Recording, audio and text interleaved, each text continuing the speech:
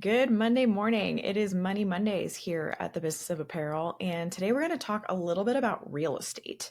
And believe it or not, this is actually something I have a little bit of clout to be able to talk about. I do have my real estate license from the state of California. We no longer live there, so I'm no longer practicing. I didn't even practice the whole time that we were actually in California. I got my real estate license back in 2022.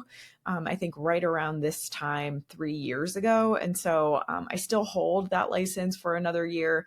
I had to learn a whole lot about the real estate industry, all of the finances, all of the paperwork. I did practice it for a little while, never actually moved forward to make a sale or do anything like that because I decided to put all of my focus and effort back into the business of apparel. So, it's that like age old thing of you start a business and you freak out that it might not work out. So I went and got my real estate license thinking, well, this will be a good backup. And that was just stupid because it totally diverted my focus from this company and everything that I wanted to build. And I just think about the progress that I probably lost by going to do that instead of just putting all of that energy into that at that time. But anyway, hindsight being 2020, learn from my mistake, keep your focus on one thing. It will work out. Don't freak out. It's all good. Anyway, we're going to talk a little bit today about real estate.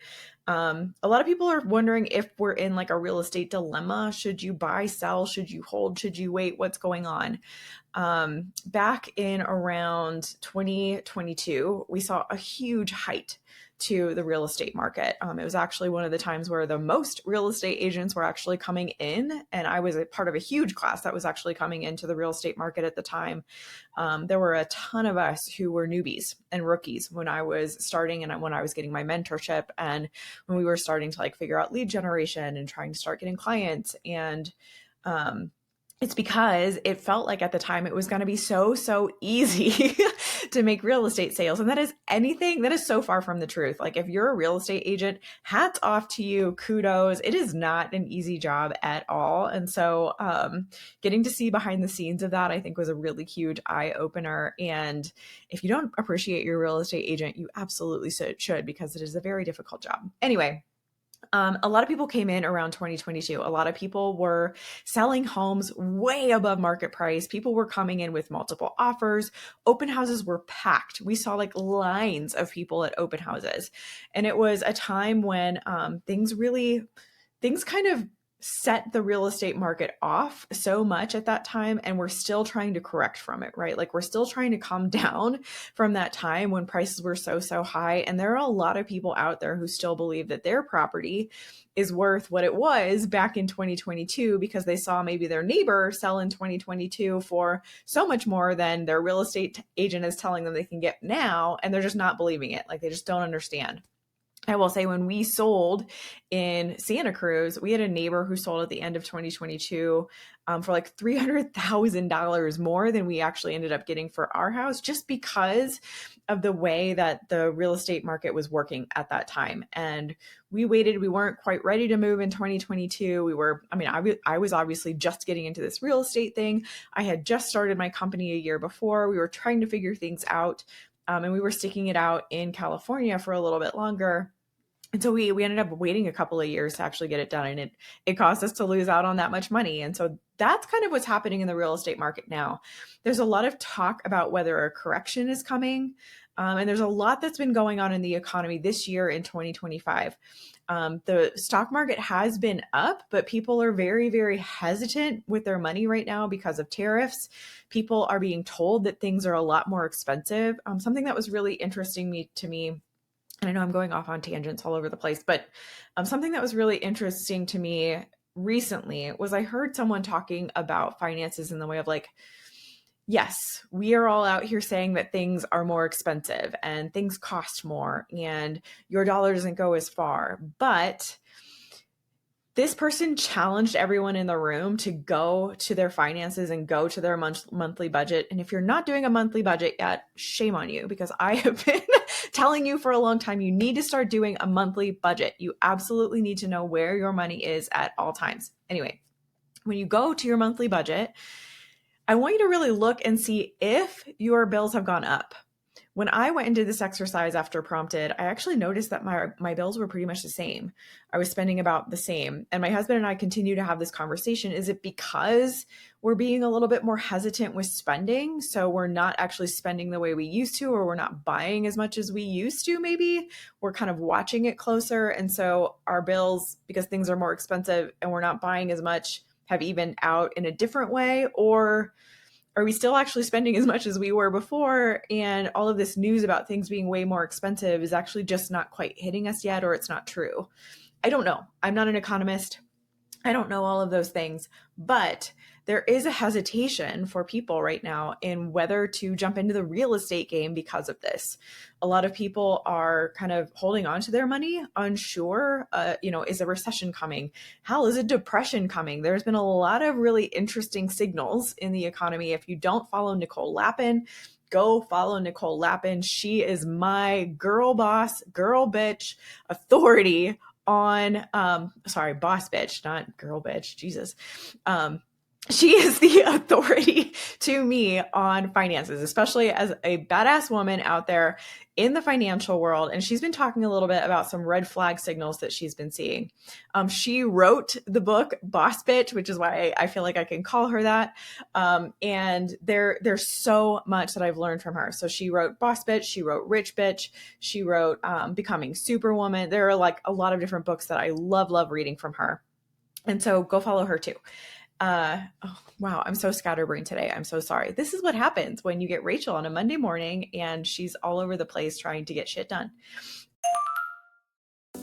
You've put in the hours, you've mastered the fundamentals, and your brand is no longer a passion project. But somewhere along the way, the hustle that got you here started to feel like a trap.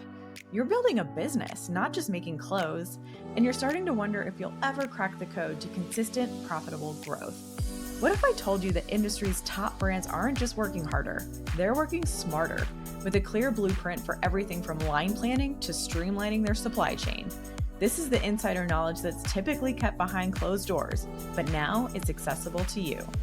Introducing The Board, an annual membership designed to give you that strategic advantage. Led by a team with over 70 years of combined experience, we provide the honest, real talk mentorship you need to move from busy to truly successful. We'll show you how to focus on the small, consistent actions that lead to massive progress, helping you build a legacy without the burnout. It's time to stop second-guessing yourself and start building with purpose. Don't pay attention to the chaos. Pay attention to what actually matters. Join the board and unlock the proven systems that will transform your brand.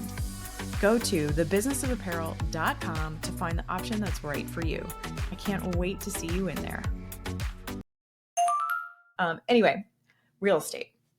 It is always, and I say always, and I was trained this as a real estate agent. I was trained to say this, but it is always a good idea to buy real estate. It will go up, it will appreciate over time. The amount of time, especially when the economy is tough, might be longer than other times, but traditionally, the real estate market has only ever gone up and to the right. That is the trajectory that real estate does take. And so if you've been considering getting into the market, you have the money for a down payment, and you're wondering if now is the right time, the answer is almost always yes. If you can afford it, if you can put the down payment down. And I know there are people out there who are like, this is not the case.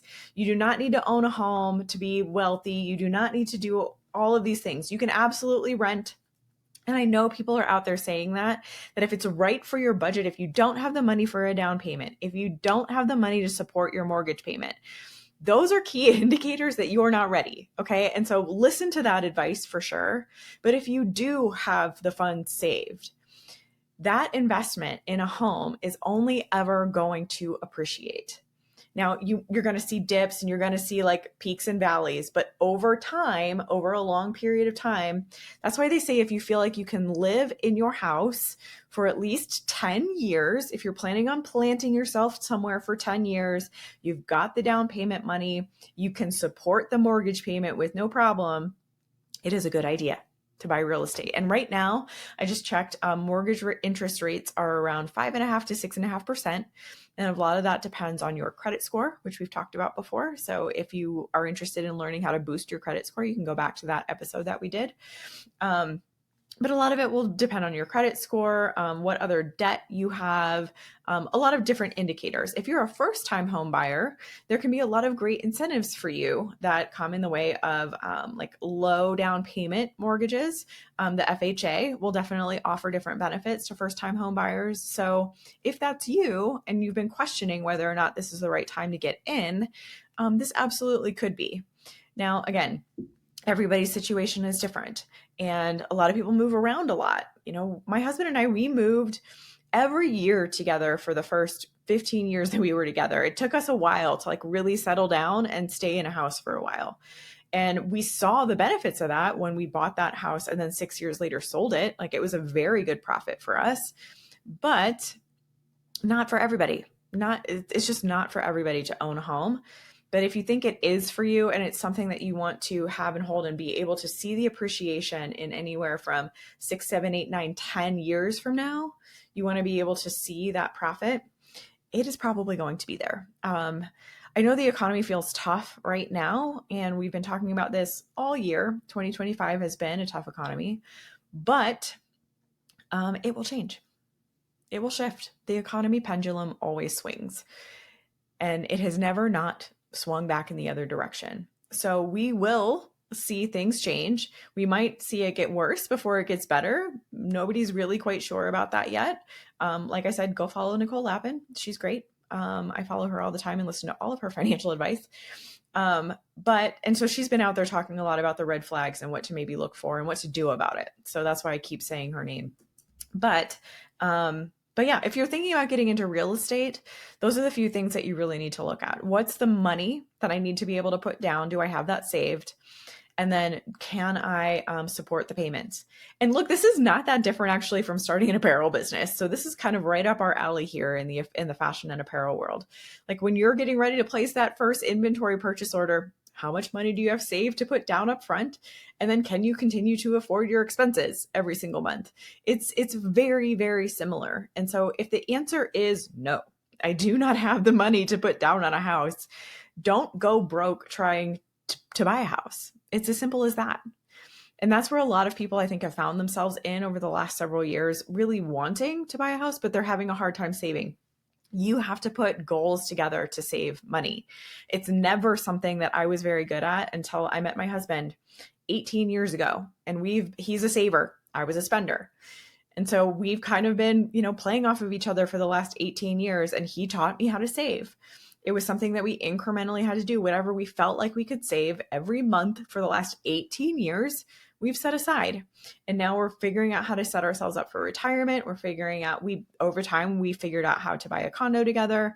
And this will be our third house that we're actually moving into. So we've bought 4 pieces of property together. Those are the kinds of things that we needed and wanted to save for throughout our marriage. And it took dedication.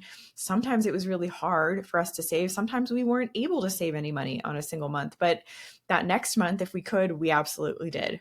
So it's not just willy-nilly out here. We don't just spend all of our money, doing whatever we want every single week. Our money first goes to savings and to our bigger goals. And so if your bigger goal is to buy a house, start thinking about how you can set aside the money for that. Okay, I'm sorry that was all over the place today. If you have any questions on real estate, I'm happy to answer them. I am still connected with quite a few people in the real estate world. My license expires, I think, next year at the end of 2026. So I will no longer be a licensed real estate agent for too much longer. But yeah, anytime, if you want to talk about it, let me know. If you want to put comments below, if I said something rude or something totally incorrect, please let me know. I'm always happy to hear that and correct myself. If I'm wrong, I'm wrong. So let's get some engagement going. Put comments below if you're watching here on YouTube. If you're checking this out on social media, go watch the full episode over on YouTube. Like and subscribe while you're over there. Thank you so much for being here with me today. Have a great week ahead. I'll see you for the podcast on Thursday, and I'll see you next Monday for more Money Mondays.